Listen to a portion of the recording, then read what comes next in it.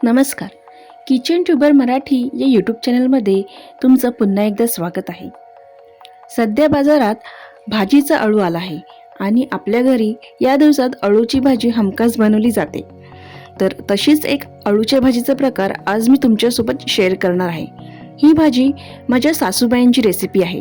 त्यांनी ही कशा प्रकारे अगदी सोप्या पद्धतीने अळूच्या पानांच्या गाठ्यांची भाजी केली आहे, चला आपण बघूया. पान पलटी करून घ्यायचं. हे पान सरळ आहे, असं नाही घ्यायचं, असं घ्यायचं उलट आणि त्याला घडी मारायची. अशी त्याला घडी मारत मारत अशी गाठ मारायची.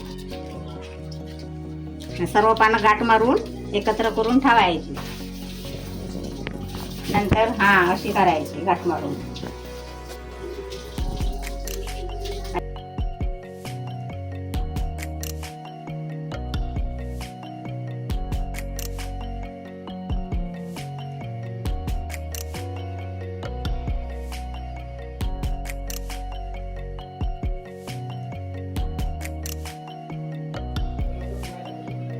लसूण टाकते या. अगोदर तेल तापायला ठेवायचं. तेल तापून झालं की लसूण टाकायची. लसूण जरा लालसर झाली थोडा त्यात कांदा टाकायचा. एक कांदा घेतला. एक कांदा घेतला. मोठा असेल तर ना आपण अळूची पानं घेऊ तसा कांदा घ्यायचा. जास्त पण व्हायला नाही पाहिजे.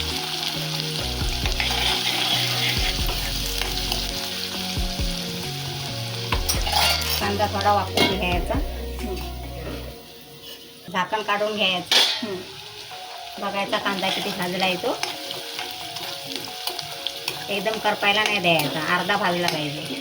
लालसर होईपर्यंत. आणि मग टोमॅटो. नंतर टोमॅटो टाकायचा.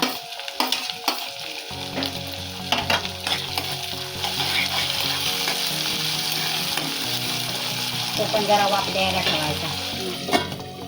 1-2 मिनिटं ठेवायचं. 1-2 मिनिटं ठेवायचा. येतो कारण तो परत आणि अळूच्या पानात पण भाजून येणार आहे. शिजू द्यायची. त्याच्यात म्हणजे वाफेवर तो परतणार ना, तेव्हा तो पण परतून येणार. थोडासा 1-2 मिनिटं ठेवल्यानंतर त्याच्यामध्ये तरी पास होईल तेवढा. आता ह्याच्यात आपण लाल तिखट टाकायचं. थोडी हळद पावडर, मीठ नंतर टाकायचं.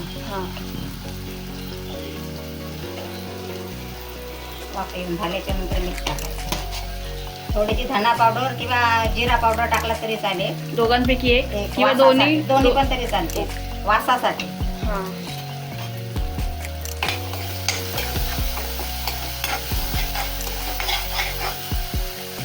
मसाला करपायला नाही द्यायचा लगेच. आणि याच्यात थोडा आंबट टाकायचा.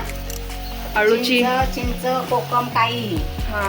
लिंबाचा रस नाही टाकायचा. हे बघा मिक्स केलेले आहेत. लिंबाचा रस नाही त्याच्यामध्ये टाकायचा. कोकम किंवा चिंच ह्या दोघांपैकी एक टाकायचा. हे अळूच्या गाठी ज्या बनवलेल्या त्या टाकल्या. त्या जरा वाफ आली की नरम होतात. मग चमचा मारायचा त्याच्यावर. झाकण ठेवले वाफ येण्यासाठी. बडाई म्हणून सर्व जरा मिक्स करून घ्यायचं. म्हणजे तर खाली आहे ना सर्व कांदा टोमॅटो, तो सर्वाला लागेल. ह्याच्यामध्ये पाणी नाही टाकत ना? पाणी शेवटला थोडं टाकायचं, कारण ते कच्चं नाही राहिलं पाहिजे. शिजलं पाहिजे चांगलं. कच्चं राहिलं तर खायला मग ती खाज वाटणार. खाज नाही वाटली पाहिजे.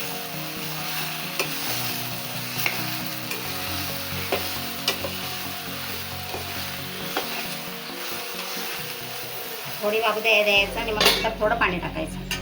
झाकण काढते. झाकण काढल्यावर परतायला परतून बघते मी किती झालंय ते. नरम झालंय. मग ह्याच्यामध्ये आता थोडं मी पाणी टाकणार.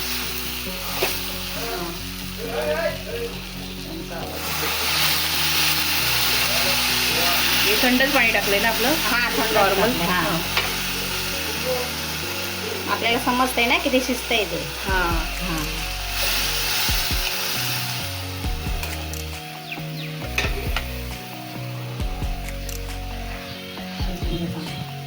बारीक गॅस करून शिजू द्यायचं. आणि नंतर किती वेळ ठेवायचंय? किती वेळ आता अंदाजे? अंदाजे ना आपल्याला कशी आपण आळूची पाण्याची गाठी कशी असते तसा वेळ लागणार शिजायला. ओके. आता झाकण काढून बघायचं किती शिजलंय ते. हा आता शिजलंय. आता याच्यामध्ये मीठ टाकायचं. आणि व्यवस्थित शिजलंय. हा आता शेवटला मीठ टाकायचं. हा शेवटला मीठ टाकायचं म्हणजे पाणी नाही सुटत. तुम्हाला याच्यापेक्षा चवीला पाहिजे असेल तर तुम्ही शेंगदाण्याचं कूट पण टाकू शकता. आपल्या चवीनुसार आहे. पण आवडीनुसार टाका. आवडीनुसार चवीनुसार. पण हे आम्ही असंच खातो. आम्हाला असंच आवडतंय. वरलं खोबरं वगैरे ना शेंगदाण्याचा कूट टाकला तरी चालेल. हा आता झालंय तयार झालंय. ही अळूची भाजी, गाठ्याची अळूच्या गाठ्याची भाजी तयार आहे. आता गॅस बंद करते. मी झाकण ठेवते. तर अशा प्रकारे अगदी सोप्या पद्धतीने आणि कमी साहित्यात लवकर अशी अळूच्या गाठ्यांची भाजीची रेसिपी आमच्या आईंनी दाखवली आहे.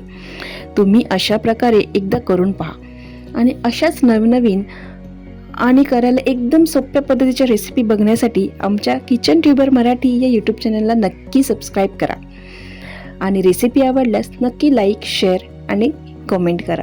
थँक्यू.